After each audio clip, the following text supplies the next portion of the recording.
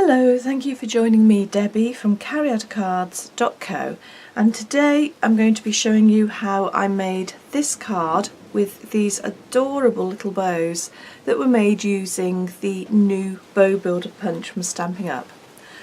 I'm going to do it in a different colour, but the same design.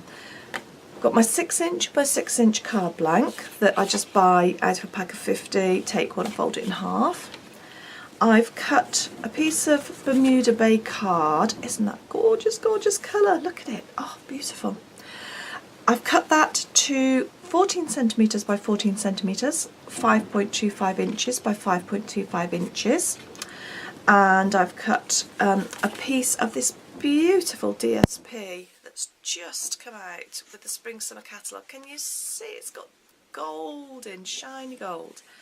So what I've done, as I say, I've cut that one to 13.5 centimetres by 13.5 centimetres, or 5.25 inches by 5.25 inches, and I've got a piece of Whisper White cardstock which I cut to 10 centimetres by 10 centimetres, or 4 inches by 4 inches. So I'm going to be layering those up to form this bit. On this card I kept this plain and did an embossed line with my Simply Scored board, but on this one I thought let's go a little bit bright and a bit busier, and then I'm going to pop that one in the middle and pick up the colours from here. So what we need to do first is get on and build our bows, and for that we've got this gorgeous, gorgeous new bow builder punch. So for anybody who's seen lovely paper card bows and wants to have a go, this is absolutely fabulous. I've taken another piece of paper from the same DSP set, Birthday Bash. I don't know if the light will pick that up, but this one also has gold running through it. And I chose this one because this is quite a diddy bow. So if you're going to use a pattern, you need quite a small pattern. If you use a big pattern, you're going to lose it. Now what you need to do is just to punch this out 2 times, because we need 2 tails, which is that, and 2 of the actual bows. So we just punch it out once, and you can use card or DSP paper. Let's try to make sure I align that fairly closely. I don't want to use too much paper up. We've finished with that now, so we've got 2 of the loops, 2 of the tails, and 1 of the pieces that go in the middle. We have 1 spare piece that we don't need. I would recommend that you use your bone folder and just pull it gently along the underside of the bow loop. It's not quite so essential with the paper, but it does help break the fibres down, but it is really important to do with card. You see, you've already got a nice bend that does part of the work for you. Otherwise, if you don't do that, you end up risking that your card is going to crease and you're not going to get this nice loop. You only really need to do that once or twice. I was just doing it while I was talking to you. And also on this section here, just give that also a little bend with your bone folder. These are so easy to put together.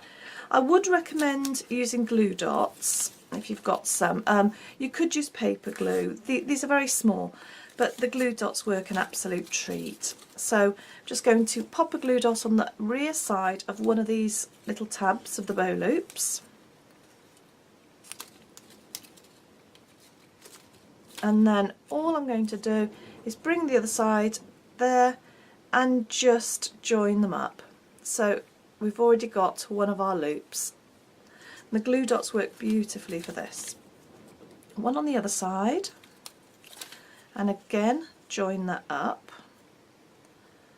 And then what I do, everybody's got their own way of making these bows, but I pop 1 glue dot onto there and then bring this over to adhere the 2 loops together. It's I think it's one of those punches that you can look at lots of different videos and you'll see lots of different techniques and ways of gluing them.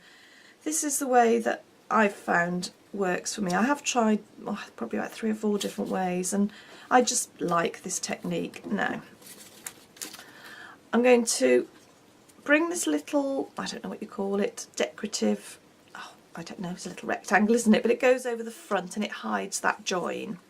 So I'm going to pop 1 glue dot on one side and then put that over the front of over the middle of the front, and take that around the back and just adhere it. And I've found, I know it's a bit extravagant with glue dots, but they're not very expensive. I find it better to put a second one on here and bring that round. When I've put one in the middle, I've struggled to get them both to actually stick. I think I'm just going to use my pokey tool. I probably should have put my 2 glue dots on to start with. That would have been a little bit easier, but why go for easy when you can do it the slightly more complex way? No, I don't mean that.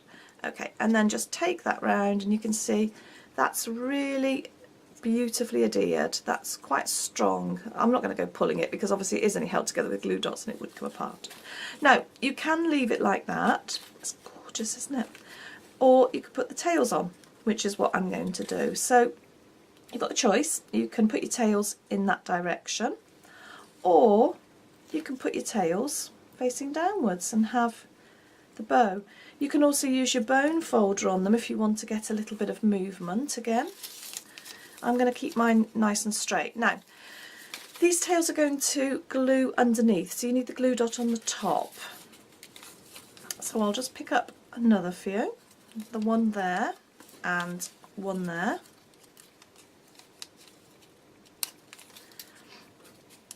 And then let's work out where I want these. You can have them overlapping slightly to get them closer, or you can have them further apart. Am I in camera angle there? Okay, so decide where you want to put your bow. Pop your bow down. You might need to bend it up just slightly, just so you can push the back down, and look at that. Now that obviously took a lot longer than it really should have because I've been going very slowly and I've been yakkering and chattering on. You can literally make that in less than 2 minutes, no problem. What I've done, because obviously I have gone slowly so you can see all the stages, I've gone ahead and made the other 2 bows. So I've made one in Bermuda Bay in card, isn't it? Oh, it's so pretty and cute. And I've made one in Calypso Coral because those will pick up the colours. There's the Bermuda Bay and the Calypso Coral. So I've got my 3 bows ready.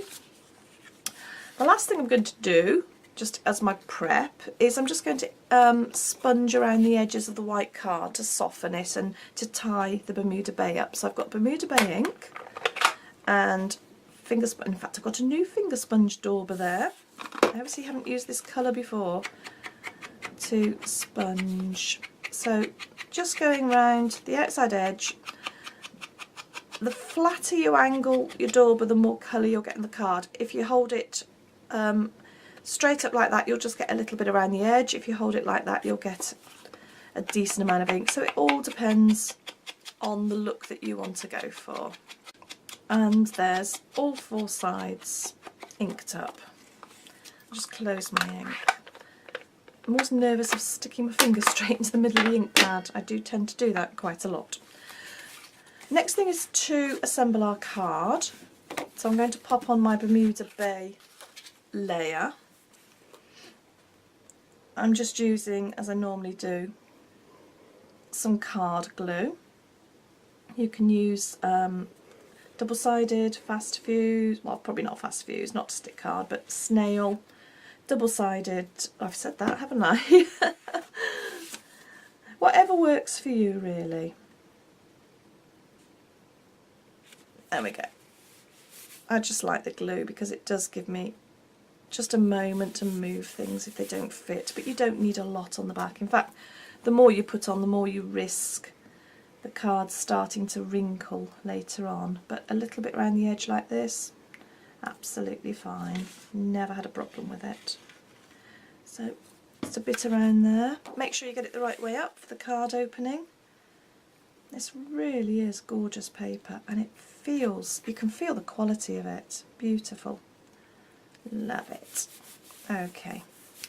Now I'm going to pop that one onto dimensionals because I just want it to be raised up a little bit. Just, I think it adds a bit more interest to the card. But you don't have to, you can put it flat. If you're putting it through the post, then sometimes there are, especially, I don't know about overseas post, but in the UK There can be extra postage charges if your envelope's too thick. So, or shall I do that or shall I? No, let's pop them around the edges. I know I put far too many glue dots on. I just don't like the risk of my card bowing. So just take the backs off.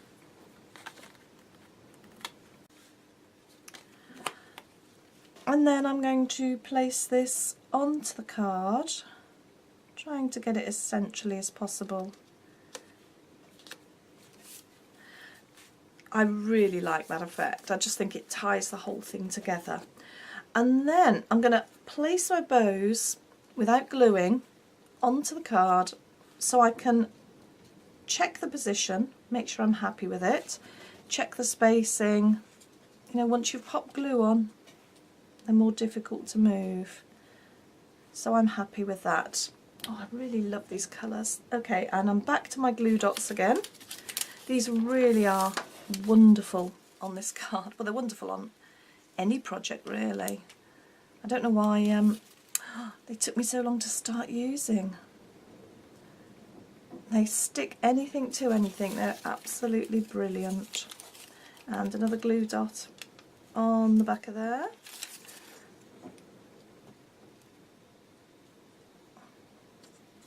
And then finally one on the back of here. Didn't pick that one up very well, did I? Okay, and happy with that. Oh, do you know, I really like that card. There's two different versions of it, very different, and you can see how you can alter it to suit your occasion or suit your mood or who they're going to be given to. Thank you very much for joining me, Debbie from cariadcards.co.